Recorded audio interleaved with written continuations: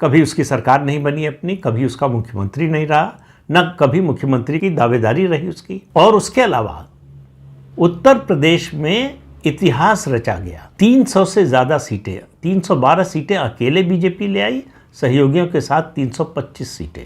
ये विधानसभा चुनाव 2022 में हुए थे। तो गुजरात में 27 साल की एंटी इनकम्बेंसी के बावजूद, और मैं उसमें 90 से 95 में जो मिली जुली सरकार थी भाजपा और जनता दल की, उसको नहीं जोड़ रहा हूँ, कांग्रेस पार्टी बीजेपी को सत्ता से नहीं हटा पाई। नोटबंदी और जीएसटी, इन दोनों की नाराजगी के बावजूद। तो ये मुद्दा भी हाथ से निकल गया। लेकिन राहुल गांधी तो मानते नहीं हैं, तो लगातार जो है प्रचार करते रहे कि ये जीएसटी गब्बर सिंह टैक्स है। कल मैं सुन रहा था कांग्रेस के राष्ट्रीय अध्यक्ष मल्लिकार्जुन खड़गे का बयान कि जब से जीएसटी आपने 2017 से लागू किया, अब तक 55 लाख करोड़ रुपए लूटे हैं, जनता से लिया है। मतलब जनता टैक्स देती है तो उसको ये लूट बताते हैं। तो इन्हें ये बताना चाहिए कि जब ये 50, 55, 60 साल सत्ता में रहे तो कितना लूटा, अगर ये लूट ही है। और कहा कि जो है टैक्स जीएसटी इतना लगा दिया। अब दूसरा सवाल पूछा जाना चाहिए कि भाई क्या जीएसटी के आने से पहले देश में कोई इनडायरेक्ट टैक्स नहीं था? जीरो टैक्स था क्या? एक छोटा सा उदाहरण देता हूं।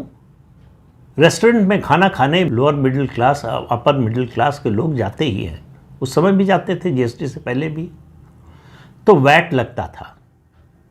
वैट के बाद कम से कम 4 या 5 तरह के सरचार्ज लगते थे। एजुकेशन सरचार्ज, हेल्थ सरचार्ज और पेट्रोल का सरचार्ज, ये सब मिलाकर लगभग 38-39% टैक्स लगता था।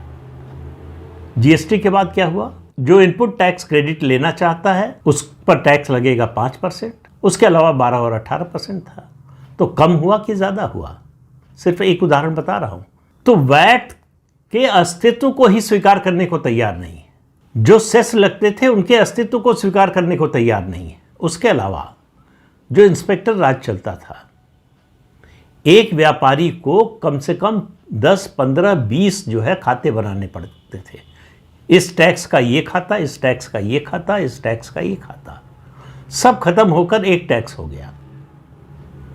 ये सही है कि जीएसटी जब लागू हुआ तो उसमें जटिलताएं बहुत थी। उसका जो सॉफ्टवेयर था वो भी बहुत अच्छी तरह से काम नहीं कर रहा था, इसलिए व्यापारियों को बहुत दिक्कत हुई।